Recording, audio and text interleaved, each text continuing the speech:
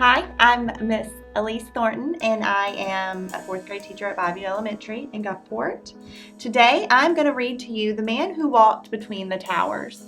Now, when we read this, I really want you to focus on the character traits of our main character. A character trait. How would you describe your favorite character in any books that you have previously read? Well, that's their character trait. So, we're going to start reading it now, and we're also going to talk about a very important event that happened in American history. So, the man who walked between the towers. Once, there were two towers side by side. They were each 1/4 mile high, 1,340 feet, the tallest buildings in New York City. A young man saw them rise into the sky. He was a street performer. He rode a unicycle. He juggled balls and fiery torches. But most of all, he loved to walk and dance on a rope he tied between the two trees.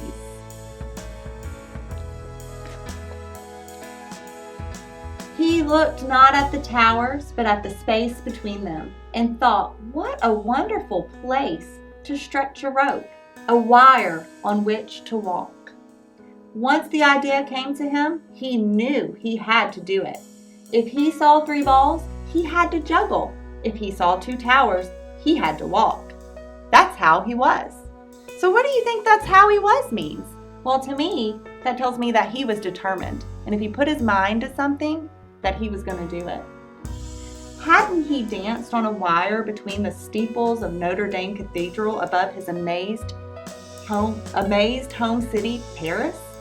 Why not here, between these towers? Of course, he knew that, as in Paris, the police and the owners of the towers would never allow it. You must be crazy, they would say. You'd fall for sure. And so, Felipe, that was the young man's name, began to plan to do it secretly. The buildings are not quite finished, he thought. Maybe if I dressed as a construction worker. Early on an August evening, he and a friend entered the South Tower. They got a 440-pound reel of cable and other equipment into the elevator, took it to the unfinished top 10 floors, and waited till nightfall when everyone had gone. Then they carried everything up 180 stairs to the roof. Now this has me thinking, he must have some dedicated friends, because his friends were willing to go into the towers, which they really weren't supposed to be doing, and help him set up for his feet. At midnight, on the other tower's roof, 2 more friends tied a thin, strong line to an arrow and shot it across to Felipe, 140 feet away. It missed and landed on a ledge 15 feet below the roof. Bad luck, thought Felipe. He crawled down to the ledge, over the sparkling city, and got the arrow. That makes me think he's daring, he's brave, and he's not very scared, because he still climbed down for that arrow even though it was a dangerous thing to do. To its line, he tied a stronger line, which his friends pulled back to their tower. To his end of the stronger line, Felipe tied the cable on which he would walk. It was 5/8 of an inch thick. His friends pulled the cable over to their tower, but it was so heavy that it slipped from Felipe's grip. The cable's middle plummeted toward the street, pulling the friends on the other tower to the very edge.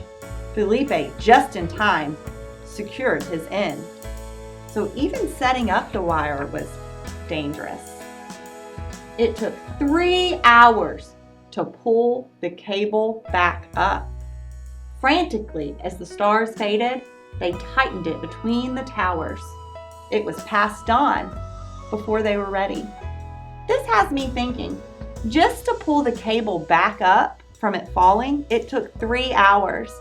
To me, that's telling me that our character is determined and he's hardworking. He persevered through something because he wanted to get it done. Felipe put on his black shirt and tights. He picked up his 28-foot balancing pole. All his life he had worked to be here, to do this. As the rising sun lit up the towers, out he stepped onto the wire.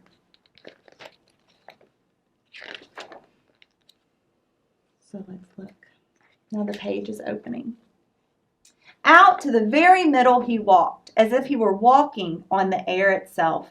Many winds whirled up from between the towers, and he swayed with them. He could feel the towers breathing. He was not afraid. He felt alone and happy and absolutely free.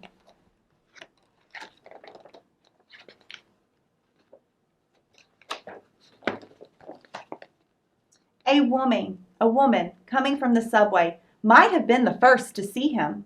Look! Someone walking on a wire between the towers! Everyone stopped and looked up. They gasped and stared. It was astonishing. It was terrifying and beautiful. A quarter of a mile up in the sky, someone was dancing. Police saw it too. Officers rushed to the roofs of the towers. "You're under arrest," they shouted through bullhorns. Felipe turned and walked the other way. For who would come and get him? For almost an hour, back and forth, he walked, danced, ran, and knelt in a salute upon the wire. Now we have to remember, while this is an amazing thing that he is doing, one that many people would probably admire, he knew before going into it that it was something that the police and the law wouldn't allow him to do, but he chose to do it anyway. So let's find out what's going to happen to him. He even lay down to rest. The city and harbor spread beneath him. The sky surrounded him. Seagulls flew under and over. As long as he stayed on the wire, he was free. When he felt completely satisfied, he walked back to the roof and held out his wrists for his handcuffs. They brought him to court. The judge sentenced him to perform in the park for the children of the city. Notice that the police officers are smiling.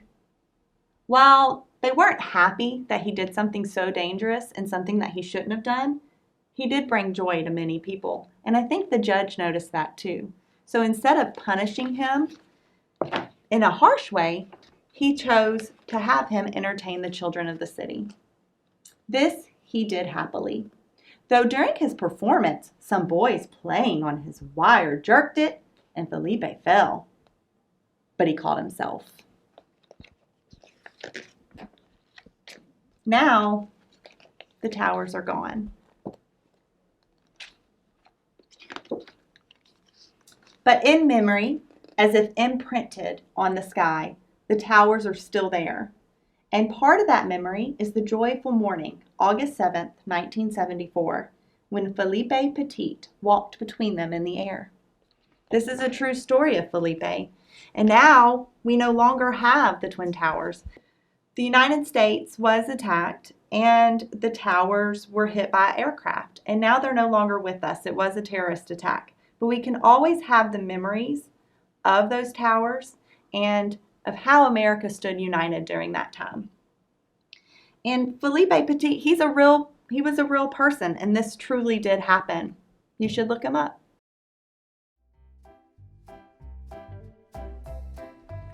Good morning, everyone. My name is Miss Meredith Billings, and I work at Bayview Elementary School. Today we're going to talk about the life cycle of a butterfly. So a butterfly lays its egg on a leaf using a sticky glue. After a few weeks, that caterpillar comes out of the egg and begins to eat the leaf that's around him. For a few weeks, he's in the larva stage now. Eventually, he will become a pupa, where he turns upside down on his leaf and hangs and builds himself a chrysalis. After a few weeks of that, he will emerge as a grown butterfly, a full-grown butterfly. And butterflies can live in this stage from anywhere from 4 months to a whole year. So now I'm going to read you a story about a very impatient caterpillar who wanted to become a butterfly like that. So let's read about that. This book is called A Very Impatient Caterpillar by Ross Perec.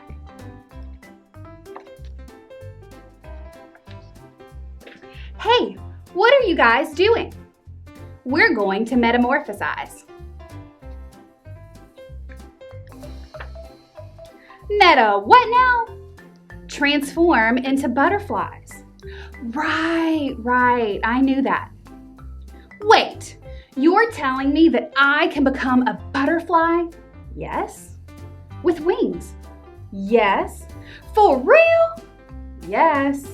Wait for me.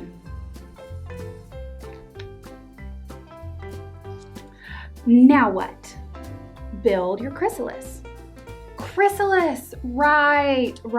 I knew that. What? How did you do that? Is it a spin or more of a twirl?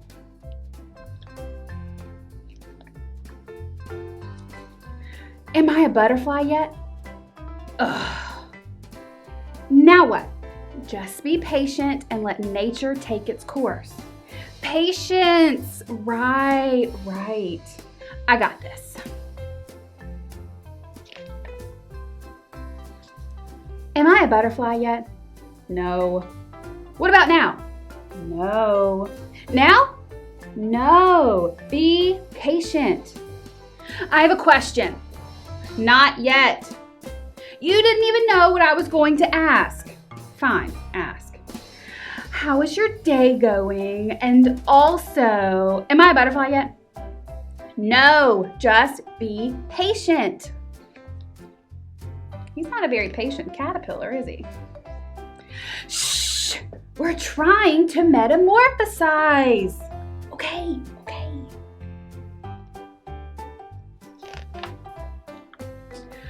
Obviously, I know this, but do you know how long this takes? 2 weeks. Right. 2 weeks. 2 weeks! He wants to be a butterfly right now. Oh, what am I doing in here? What am I gonna do in here for 2 weeks? Can I get a comic book or something? What if I want snacks? Hello, 2 pizzas, please. My address? A chrysalis. Hello? How long have I been in here? What if I need to use the bathroom? Anybody want to play a game? It's still day 1? This is taking forever. That's it. I feel metamorphosized enough. What do you think is going to happen? Look out, world. Feast your eye on this beautiful butterfly. How do I look? Transformed? Time to spread my wings and fly. I don't think he has any wings yet. Wait! Where are my wings? Splat! Time for a new approach. Okay, you can do this. You can be patient. Oh, who am I kidding? I can't be patient. You are the little caterpillar that could. I am the little caterpillar that couldn't. Get a grip. You can. I can't. You can. I can't. You can. I can't. You can. I can't. Can't. Look at this squirrel. He's like, what is going on in there? I can be patient. Patience is all in the mind. Be one with the chrysalis. Deep breath in and out. Look, day 6. I'm doing it. Day 7. Just be patient. Day 8. Just be patient. Day 9. Day 10. Day 11. And 2 weeks later. I did it! I'm a butterfly. You know, I do feel transformed. Starting now, I'm going to be way more patient. That's great. Hey, Where are you all going? We're migrating. Migrating, right. Wait for me. Are we there yet? So our story was about a very impatient caterpillar, and he wanted to be a butterfly just like that. But of course, he had to wait for the process of 2 weeks to transform into that butterfly. I hope you enjoyed our story today, and I can't wait to see you soon.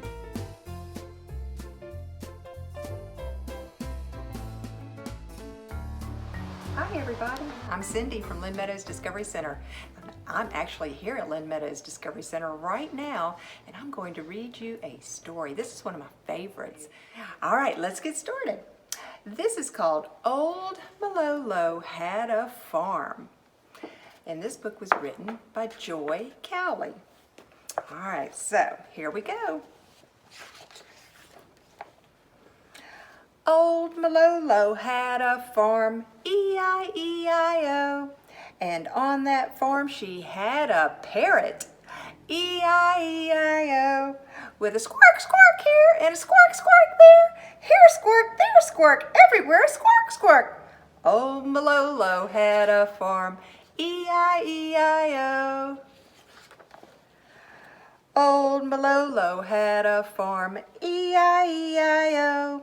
And on that farm she had a lizard, E-I-E-I-O, with a click click here and a click click there, here a click, there a click, everywhere a click click. Old Malolo had a farm, E-I-E-I-O.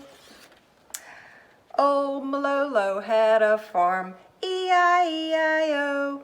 And on that farm she had some crabs, E-I-E-I-O, with a scuttle scuttle here and a scuttle scuttle there, here a scuttle, there a scuttle, everywhere a scuttle scuttle.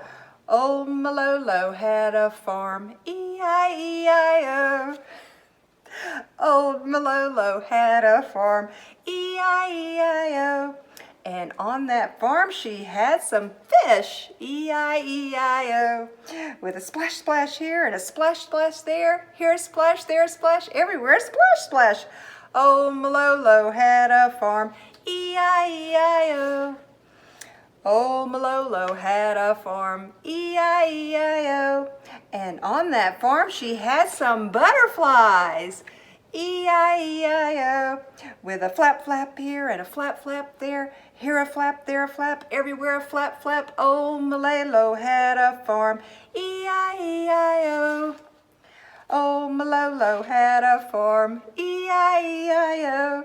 And on that farm she had a rat, E-I-E-I-O, with a nibble nibble here and a nibble nibble there, here a nibble, there a nibble, everywhere a nibble nibble. Old Malolo had a farm, E-I-E-I-O. Old Malolo had a farm, E-I-E-I-O. And on that farm she had a mosquito, E-I-E-I-O, with a zzz here and a zzz there, here a zzz, there a zzz, everywhere a zzz. Old Malolo had a farm, E-I-E-I-O.